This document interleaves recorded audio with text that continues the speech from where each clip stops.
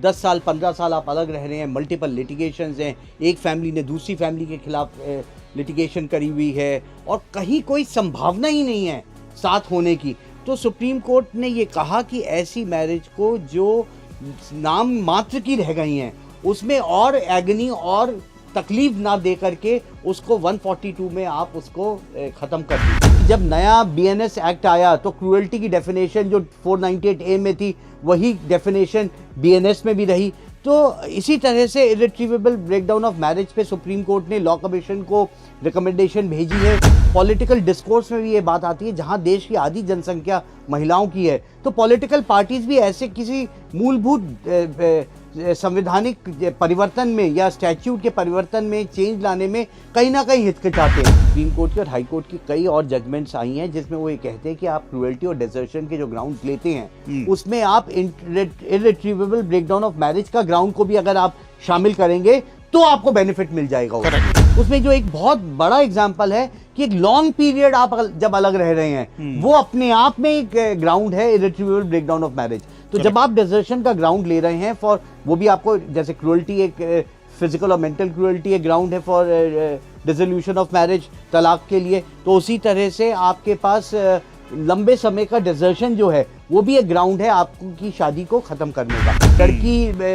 लड़के के परिवार के खिलाफ मल्टीपल लिटिगेशंस कर रही हैं, डोमेस्टिक वायलेंस पे कर रही हैं, 498A में कर रही हैं, असॉल्ट की धाराएं लगा रही हैं, मॉडेस्टी की धाराएं लगा रही हैं। तो और इसी तरह लड़के की तरफ से भी लड़की के खिलाफ या उसके और दोस्तों के खिलाफ एडल्ट्री की बहुत सारी अलग अलग लिटिगेशन जो आ रही हैं, वो अपने आप में इतना बड़ा ग्राउंड है विप्लव कि वो आप कभी भी आप कितनी मीडिएशन कर लो, आप उनको कितना ही रेफर कर दो, कितनी ही मैरिज काउंसलिंग करा दो, वो वापस हो ही नहीं। मुझे लगता है now ball is in the political court और आप जैसे पत्रकारों को, जो जुझारू पत्रकार हैं, उनको सांसदों से सवाल और पॉलिटिकल पार्टी से सवाल करना चाहिए कि उनका क्या व्यू है। वहां कोई व्यू नहीं लेता, सब लोग जजेस का व्यू ले रहे हैं। जज तो एक समस्या का ला करके निरस्तीकरण कर सकते हैं कि ये सही है या गलत है। जनरली होता क्या है कि जब लड़का लड़की मिलते हैं, शादी होती है और शादी के बाद अगर किसी तरह भी कॉम्पैक्टिबिलिटी नहीं हुई, यानी कि आपस में परस्पर एक दूसरे के साथ जो कह सकते हैं समन्वय होना है वो नहीं हो पाया, अब डिवोर्स की प्रोसीडिंग में आ गए और लंबे समय से, यानी कि 8 साल 10 साल 12 साल 14 साल प्रोसीडिंग चल रही है। 28 का जो लड़का था वो 38 का हो गया और 27 की लड़की 37 की हो गई। तो अब ना वो शादी लायक है, अब वो 10 साल के बाद डिवोर्स मिला, उसका फ़ायदा क्या। इसीलिए सुप्रीम कोर्ट ने कंसेप्ट दिया था इर्रिट्रीवेबल ब्रेकडाउन ऑफ मैरिज, यानी कि ऐसा वैवाहिक संबंध जो पूरी तरह से डेड हो चुका है, उसमें कहीं भी अगर उसको चला रहे हैं, उस शादी को चला रहे हैं, तो वो केवल पेपर पर है, उसका कोई पर्पस नहीं हल हो रहा है। तो आज इस इर्रिट्रीवेबल ब्रेकडाउन ऑफ मैरिज को लेकर हम बातचीत करने आए। हमारे साथ विकास गुप्ता साहब जुड़ गए हैं। आप विकास गुप्ता साहब को पहले से जानते हैं। विकास गुप्ता साहब पिछले 3 दशक से वकालत में हैं, क्रिमिनल मैट्रिमोनियल की वकालत करते हैं और हाई प्रोफाइल बेहतर बड़े केसेस कर रहे हैं। लगातार हाई कोर्ट में, सुप्रीम कोर्ट और देश के विभिन्न हाई कोर्ट्स में भी आप जा रहे हैं। विकास सर, बहुत बहुत स्वागत है आपका। इर्रिट्रीवेबल ब्रेकडाउन ऑफ मैरिज, ये कंसेप्ट क्या है? जनरली सुप्रीम कोर्ट ने इसके बारे में ये कहा कि ऐसी मैरिज जो बिल्कुल डेड हो चुकी है, और आम आदमी उस इर्रिट्रीवेबल ब्रेकडाउन ऑफ मैरिज को कैसे समझेगा? देखिए विप्लव, समझने की बात यह है कि इर्रिट्रीवेबल ब्रेकडाउन ऑफ मैरिज का कॉन्सेप्ट और जो grounds available on dissolution of marriage है उसमें प्रावधान नहीं है हिंदू मैरिज एक्ट या स्पेशल मैरिज एक्ट में। ये जजमेंट लॉ से आया हुआ प्रावधान है। समझने की बात यह है कि जहाँ पे संभवतः क्रूएल्टी, डिसर्शन एक ग्राउंड्स बनते हैं, ये भी ग्राउंड बनते हैं कि जब लंबे समय से कपल अलग रह रहा हो, उनके बीच में मल्टीपल लिटिगेशंस हो गई हों और ऐसी कोई संभावना, मीडिएशन की कोई संभावना नहीं बच रही है कि आप अमूमन जब केस डिवोर्स के लिए आता है तो कोर्ट उनको रेफ़र कर देता है मीडिएशन, लेकिन इतना लंबा अंतकाल हो जाता है, 10 साल 15 साल आप अलग रह रहे हैं, मल्टीपल लिटिगेशंस हैं, एक फैमिली ने दूसरी फैमिली के खिलाफ लिटिगेशन करी हुई है और कहीं कोई संभावना ही नहीं है साथ होने की। तो सुप्रीम कोर्ट ने ये कहा कि ऐसी मैरिज को जो नाम मात्र की रह गई हैं उसमें और एगनी और तकलीफ ना दे करके उसको 142 में आप उसको ख़त्म कर दीजिए, आर्टिकल 142। लेकिन इंटरेस्टिंग बात यह है विप्लव कि ये प्रावधान, ये जो विकल्प है, ये सिर्फ सुप्रीम कोर्ट के पास है और ये हाई कोर्ट या फैमिली कोर्ट के पास नहीं है। तो सुप्रीम कोर्ट ये कहता है, या संभवतः और जो जजमेंट्स में ये बात निकल के आई कि जहाँ पे आप क्रूअल्टी और डेजर्शन के ग्राउंड्स ले रहे हैं वहाँ पे आप इसको मिक्स कर सकते हैं, इर्रिट्रीवेबल ब्रेकडाउन ऑफ मैरिज, कि अब कोई संभावना ही नहीं है आपकी वापस आने में। तो ये मेल खा करके जो ग्राउंड्स ऑफ डिवोर्स बनते हैं उसमें आप इसको यूटिलाइज कर सकते हैं। निश्चित रूप से आपने उसकी डेफिनेशन बताई और आपने ये भी बताया हमारे दर्शकों को जानने के लिए कि 142 जिसका सर जिक्र कर रहे हैं, ये संविधान का आर्टिकल 142 है जो सुप्रीम कोर्ट को पावर देता है कि जहां जस्टिस करना है, न्याय करना है, कंप्लीट न्याय करना है, वहां 142 के तहत सुप्रीम कोर्ट कोई भी फैसला कर सकता है। इर्रिट्रेबल ब्रेकडाउन ऑफ मैरिज को IBM जिसे कहते हैं, आपने कहा कि केवल सुप्रीम कोर्ट के पास पावर है। एक ऐसा झगड़ा जहां पति पत्नी के बीच मन मुटाव हो गया या नहीं बनी, शादी के 6 महीने के बाद ही नहीं बनी, आप खुशी से साथ हुए थे तो खुशी से ही अलग हो जाओगे ना। लेकिन भारत का कानून उसको 10 साल, 12 साल, 15 साल, 18 साल अदालतों में घसीटना पड़ रहा है। क्या इर्रिट्रेबल ब्रेकडाउन ऑफ मैरिज जो आपने कहा कि सुप्रीम कोर्ट के पास पावर है, क्या इसको लेके ये कभी लॉ कमीशन वगैरह का हुआ है कि इसको नीचे भी लागू किया जाए? अगर आप विभिन्न लॉ कमीशन पे, मैं खाली डिवोर्स पे ही नहीं, क्रूअल्टी के जो और 498A के ऑफेंसेस भी हैं, लगातार अलग अलग जजमेंट्स में सुप्रीम कोर्ट ने लॉ कमीशंस को रिकमेंडेशन भेजी हैं। अगर आप प्रीति गुप्ता और अचिन गुप्ता की जजमेंट देखेंगे 498A में, तो उन्होंने लॉ कमीशन को रिकमेंडेशन भेजी और ये जजमेंट्स भेजी कि आप इसको स्क्रैप कीजिए। Supreme court was also surprised कि जब नया BNS एक्ट आया तो क्रूअल्टी की डेफिनेशन जो 498A में थी वही डेफिनेशन BNS में भी रही। तो इसी तरह से इर्रिट्रीवेबल ब्रेकडाउन ऑफ मैरिज पे सुप्रीम कोर्ट ने लॉ कमीशन को रिकमेंडेशन भेजी है कि पार्लियामेंट इसमें संशोधन लेके आए। लेकिन विप्लव, कहीं ना कहीं आपको ये बात समझने की होगी और पॉलिटिकल डिस्कोर्स में भी ये बात आती है, जहां देश की आधी जनसंख्या महिलाओं की है, तो पॉलिटिकल पार्टीज भी ऐसे किसी मूलभूत संवैधानिक परिवर्तन में या स्टैट्यूट के परिवर्तन में, चेंज लाने में कहीं ना कहीं हिचकिचाते हैं। वो नहीं समझ पाते कि देश की आधी जनता इन प्रावधानों के में संशोधन को किस तरह से लेगी। तो आप अगर देखें कि निरंतर 30 साल से 40 साल से जब से ये कानून आए हैं, जहाँ पे इन कानूनों का दुरुपयोग भी किया गया है, निरंतर कोर्ट्स ने कहा है पार्लियामेंट को लॉ कमीशन के माध्यम से कि आप इनमें परिवर्तन लेके आइए, लेकिन पॉलिटिकल पार्टीज इनसे बचती रही। लेकिन विकास सर, आपका तो मैट्रिमोनियल लॉ को लेकर और उनके मुकदमों को लेकर एक लंबा अनुभव हो गया। मतलब ये क्या बात है, ये क्या लॉ की व्यवस्था है कि एक हस्बैंड वाइफ आपस में नहीं रहना चाहते, 10 साल वो उसके लिए मुकदमा लड़े? आप जानते हैं आज करियर एस्पेक्ट ये हो गया है कि 32, 35, 38 में तो जाके शादी हो रही है और डिस्प्यूट अराइज हो गया, 10 साल आप उसको मुकदमा घसटवा रहे हैं। मतलब प्रैक्टिकल एस्पेक्ट क्या है? और जब आपने अपने पास ही केवल पावर रखी है, तो अगर यही लोअर कोर्ट या हाई कोर्ट के पास शुरुआती दौर में हो और कोर्ट ये डिसाइड करे कि नहीं साहब आप नहीं रह सकते, खत्म करो, झगड़ा क्यों करना? उसमें प्रावधान है जी। और मैं यही कहना चाहूँगा कि आपके चैनल के माध्यम से तमाम देश के युवाओं को कि म्यूचुअल कंसेंट का डिवोर्स का भी प्रावधान है। तो अगर आप वहाँ झगड़ा कर रहे हैं और आप यही सोच रहे हैं कि सुप्रीम कोर्ट 142 में या हाई कोर्ट के पास पावर होती है और वो ये करा पाते, तो मुझे लगता है कि जहाँ पे ये समस्या जो ज़्यादा पढ़े लिखे लोगों में है, जहाँ पे ईगो का भी एक इशू है, सेल्फ रिस्पेक्ट भी है, चेतना भी है, चिंतन भी विषय हैं डिवोर्स के या साथ ना रहने के, और बहुत अलग अलग कारण हैं, तो मुझे लगता है कि कम से कम पढ़ी लिखी जनता को म्यूचुअल कंसेंट के रास्ते से जाना चाहिए। सर वो तो बाद की बात है। 90% जो हमारे पास लीगल रिपोर्टर को संपर्क करते हैं वो कहते हैं साहब पत्नी 5 साल से 7 साल से अपने मायके में रह रही है, तलाक हमने फाइल किया है, तलाक में वो तलाक भी नहीं देना चाह रही। अब इस कंडीशन में आदमी क्या करेगा? वही मैंने आपको बताया कि सुप्रीम कोर्ट की और हाई कोर्ट की कई और जजमेंट्स आई हैं जिसमें वो ये कहते हैं कि आप क्रूएल्टी और डेजर्शन के जो ग्राउंड्स लेते हैं उसमें आप इर्रिट्रीवेबल ब्रेकडाउन ऑफ मैरिज का ग्राउंड को भी अगर आप शामिल करेंगे तो आपको बेनिफिट मिल जाएगा उसमें। लेकिन स्टैंड अलोन की खाली इरिट्रीवेबल ब्रेकडाउन ऑफ मैरिज के ग्राउंड पे हाई कोर्ट या फैमिली कोर्ट उस मैरिज को डिसॉल्व नहीं कर सकते। लेकिन अब एक हम उदाहरण अपने दो दर्शकों के लिए अगर ले लें, एक व्यक्ति है जिसकी पत्नी 5 या 7 साल से उससे अलग रह रही है। अच्छा, उसने डिवोर्स फाइल कर दिया है और डिवोर्स का प्रोटेस्ट भी उसने फाइल कर दिया।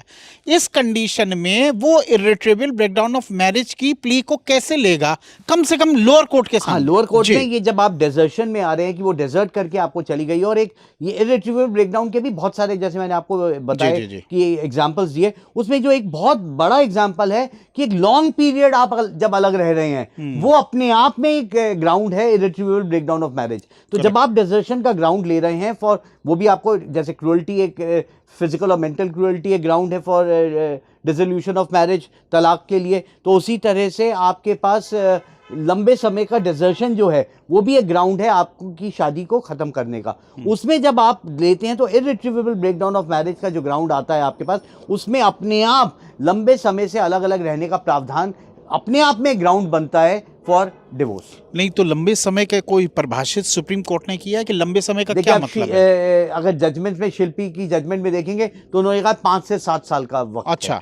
तो मिनिमम अगर 5 to 7 ईयर है तो कोई व्यक्ति मतलब उसको हम इस तरह से इतना स्ट्रेट जैकेट में ना डालें। 5 इयर्स अगर आप 3 साल में भी मेकआउट कर सकते हैं, क्योंकि जिस तरह से समाज का परिवर्तन हो रहा है, जिस तरह से गति आ रही है, आज से 30 साल पहले के समस्याएं और साधन और व्यवस्थाएं डिफरेंट थी। आज may be today 2 years is also a long period of time. आप 20 साल लगते थे, आज वहाँ बच्चे 2 साल में ही वो काम कर रहे हैं। तो मुझे लग रहा है 35-36 साल में आपकी शादी हो रही है, अगर 2 साल पत्नी बाहर है तो। अच्छा, आपने एक बात बताई, इरिट्रेबल ब्रेकडाउन ऑफ मैरिज को मोशन में लाने के लिए या उससे परिणाम हासिल करने के लिए कुछ फैक्टर है। जैसे आपने लॉन्ग डिजर्शन फैक्टर बताया, आप नहीं रह पा रहे हैं, मीडिएशन फेल हो चुका है, जो कोहबिशन है वो भी नहीं हो रहा है। इसके अलावा भी और कुछ फैक्टर लागू होते हैं? एक बहुत बड़ा फैक्टर है विप्लव, जो मैंने कहा था शुरुआती दौर में कि मल्टीपल लिटिगेशंस, लड़के के परिवार के खिलाफ मल्टीपल लिटिगेशंस कर रही हैं, डोमेस्टिक वायलेंस पे कर रही हैं, 498A में कर रही हैं, असॉल्ट की धाराएं लगा रही हैं, मॉडेस्टी की धाराएं लगा रही हैं। तो और इसी तरह लड़के की तरफ से भी लड़की के खिलाफ या उसके और दोस्तों के खिलाफ एडल्ट्री की बहुत सारी अलग अलग लिटिगेशन जो आ रही हैं। Correct. वो अपने आप में इतना बड़ा ग्राउंड है विप्लव कि वो आप कभी भी, आप कितनी मीडिएशन कर लो, आप उनको कितना ही रेफर कर दो, कितनी ही मैरिज काउंसलिंग करा दो, वो वापस हो ही नहीं सकते। करेक्ट। हम अपने दर्शक ये जो बात सुन रहे हैं विकास सर की, मैं 100% इस बात से सहमत हूँ कि बहुत बार क्या हो रहा है कि मैट्रिमोनियल झगड़े में पूरा पैकेज आ रहा है, यानी कि 498A, मेंटेनेंस, डीवी, पूरा पैकेज बनाया जा रहा है। और अब तो 376 यानी कि रेप का भी आरोप है, 354 लगा दिया जा रहा है परिवार के ही लोगों पर, ये सब भी एडिशनल हो गए। इस तरह के मामलों में अगर कोई पुरुष है जिसके खिलाफ मल्टीपल लिटिगेशन शुरू कर दिए हैं, अब वो क्या करे, कहाँ जाए, क्या रास्ता आप सुझा रहे हैं? विप्लव, सबसे पहले तो उसको इनकी जो FIRs आई हैं, इनकी क्वॉशिंग पे जाना चाहिए। और मैं अगर आपको बताऊं, पिछले 15 महीने से 18 महीने में बहुत महत्वपूर्ण path breaking judgement Supreme Court की हैं। प्रीति अचिन गुप्ता से लेकर के दारा लक्ष्मी तक, आज तक की 15-18 जजमेंट सुप्रीम कोर्ट की है, जिसमें सुप्रीम कोर्ट ने वेरियस स्टेजेस पे क्वॉशिंग ऑफ द FIR भी करी है, क्वॉशिंग ऑफ द चार्जशीट भी करी है, और बहुत सारे लोगों को साथ ही साथ लॉ कमीशन को भी रिकमेंडेशन भेजी है कि 498A को हटाना चाहिए। सुप्रीम कोर्ट ने ये भी कहा कि आप फैमिली मेंबर्स के खिलाफ ऐसे FIR नहीं कर सकते, कोई स्वीपिंग रिमार्क्स के बेसिस पे नहीं होगा, टाइम स्पेसिफिक एलिगेशंस होनी चाहिए, तब वो जाकर के उनके खिलाफ FIR होंगी। और एक बड़ी महत्वपूर्ण बात है विप्लव, अभी recently Punjab Haryana high court ने एक ADGP को नोटिस भी किया कि आप अपना एफिडेविट फाइल करिए कि जो लोग, लड़कियां बाहर जाकर के, विदेश जाकर के FIR यहाँ करा रहे हैं, तो क्या स्टैंडर्ड ऑफ प्रोसीजर है आपका, कि कौन सा बेसिस है आप FIR, लड़के के परिवार जो यहाँ रहता है, जिन्होंने 3 दिन या 5 दिन आपसे मुलाकात करी है, और आप उनके खिलाफ FIR मतलब 8-8, 10-10 लोग परिवार के। अभी हाल फिलहाल ही मेरे पास एक कॉल आया, पूरे परिवार को, और वो पड़ोस के मतलब लड़की ने ये भी एलिगेशन कर दिया कि मेरे पति को मेरी पड़ोस की महिला भड़का रही है, तो उसका नाम भी एफआईआर में 11 लोगों को आरोपी बना दिया गया। लगातार लेकिन हमारे पास ये आता है कि साहब एफआई 482 में हम जाते हैं, लेकिन कोर्ट कहता है कि नहीं साहब ट्रायल चलिए। मुझे अपने दर्शकों के लिए आप थोड़ा सा बताएं कि एफआईआर को क्वैश कराने के लिए वो कौन से फैक्टर हैं जो कोर्ट में ले जाने की जरूरत है? देखिए विप्लव, हो सकता है कि लड़के के खिलाफ वो एलिगेशन फिर भी स्टैंड कर रहे हो, अगर उसकी फैमिली मेंबर्स दूसरे परिवार में रहते, दूसरी स्थान पे रहते हैं एट अ डिफरेंट प्लेस, तो उनका ग्राउंड बहुत अच्छा है। जो लोगों का इंटरेक्शन ही कोई सिर्फ शादी के ओकेजन या फंक्शन पे हुआ है, उनके खिलाफ एलिगेशंस हैं। तो अब खाली ऐसा नहीं है विप्लव कि एक पहले भजन लाल के टाइम पे आप देखेंगे परिवर्तन क्या हुआ है जजमेंट में। पहले उनका ये था you have to take the allegations as they are, आपको उनको ऐसे मीट करना है और तब देखना है कि क्या ये कॉग्निजेबल ऑफेंस बनता है या नहीं बनता, या एब्सर्ड है या क्या है। लेकिन अब सुप्रीम कोर्ट ने फर्क लेके आया है, वो ये कहता है कि आपको द जजेस must read between the lines. ये नहीं है कि आपने एलिगेशन को जैसे पढ़ा और मान लिया कि जाइए अब आप कोर्ट कर रहा है। मैं और यह बात आपको निरंतर कह रहा हूं कि पिछले 15-18 महीने में 5 ब्रेकिंग जजमेंट्स है सुप्रीम कोर्ट की। 498 है, 354 पे, कि किस तरह से उन्होंने और फैमिली मेंबर्स के खिलाफ अगर एलिगेशंस हैं या कोई अथॉरिटी में हैं या पुलिस वाले हैं या बहुत पढ़े लिखे हैं, तो उन्होंने जब एलिगेशंस लगाया है तो कोर्ट ने कहा है कि इनको विद पिंच ऑफ सॉल्ट लेना चाहिए and you must read between the lines. Read between the lines यानी कि जो सुप्रीम कोर्ट की मंशा है, बहुत बार आप लोग है परेशान हो जाते हैं कि साहब वो हाई कोर्ट तो गए थे 482 में, लेकिन कोई राहत हमें नहीं मिली। ऐसा नहीं है, अगर हाई कोर्ट ने राहत नहीं दी तो आपके पास सुप्रीम कोर्ट का विकल्प खुला हुआ है।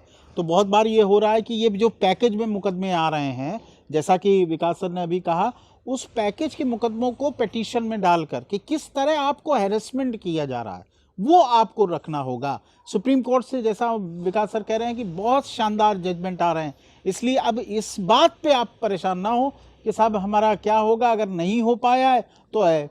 एक बस एक लास्ट में मैं आपसे अंतिम प्रश्न लूँगा और चाहूँगा कि इसको एक बार बार ये देखने में आ रहा है कि सब कह रहे हैं कि साहब एफआईआर हुई, हमने हाई कोर्ट में इसको चैलेंज भी किया, लेकिन 2-2, 3-3 साल हो गए हैं, 4-4 साल हो गए हैं, सुनवाई पे नहीं आ रहा है, फैसला नहीं हो रहा है। मतलब वो खाली एक 498 के मुकदमे का इशू नहीं है, वो सुप्रीम कोर्ट के संज्ञान में भी है कि किस तरह से हाई कोर्ट्स में, और दिल्ली हाई कोर्ट में तो एक चीज़ आपको मैं बताऊं, कम से कम सप्लीमेंट्री लिस्ट में आके आपकी सुनवाई हो रही है, उसके बाद भी आ रहा है। आप अगर वेरियस आप हाई कोर्ट्स में जाएं तो आपकी फर्स्ट हियरिंग तक कई सालों से नहीं आ रही है, और इसीलिए ये एक बड़ा महत्वपूर्ण कदम उठाया गया है दिल्ली हाई कोर्ट में चीफ जस्टिस ऑफ इंडिया की पहल पे कि उन्होंने फर्स्ट और थर्ड सैटरडेज को वर्किंग सैटरडे कर दिया गया। तो मुझे लगता है उसको एक स्पेसिफिक ना मान के करा जाए, वो पूरे के पूरे हाई कोर्ट पूरे के पूरे एक ढांचे की समस्या है, वो सुप्रीम कोर्ट और चीफ जस्टिस उसको किस तरह से व्यू करेंगे और उसका समाधान ढूंढेंगे, वो एक अलग विषय है। विकास सर, निश्चित रूप से आपने बात कही और प्रगति के कदम उठाए भी जा रहे हैं,